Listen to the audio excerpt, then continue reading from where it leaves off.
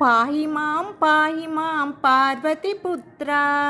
పండగ సంబరం ఈరోజు మాకు పార్వతీపుత్ర. విశ్వమంతా వికసించిన పుష్పాలం పరిమళం, విఘ్నేశ్వరుని రాక మాకు మంగళకరం. ఎన్ని రూపాలు నీవని ఎంచను, ఎత్తెత్తని నీ విగ్రహాల కొలతలు ఎంతెంతని చెప్పను. ప్రతిరూపం ప్రసాదిస్తుంది మానవ జాతికి ఒక సంకేతం, సందేశం.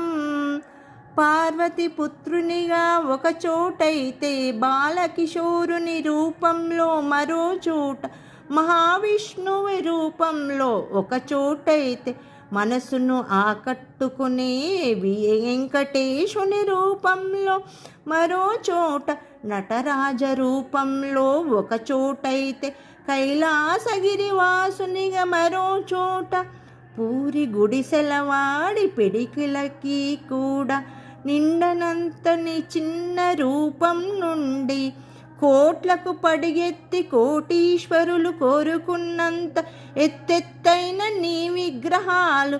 ప్రతి రూపంలో ఏదో ఆకర్షణ, ఆనందం, ఆప్యాయత, అనురాగం. ఆప్యాయత, అనురాగం, శ్రద్ధ, భక్తి. అదేనేమో మహాగణపతి మనకు ప్రసాదిస్తున్న 11 రోజుల పర్వదినాల మహాప్రసాదం. ప్రతిదినం పరమాత్మునికి వందనం, ప్రతి క్షణం పరమాత్మునికి అర్పణం. మనందరికీ పరమ శుభకరం.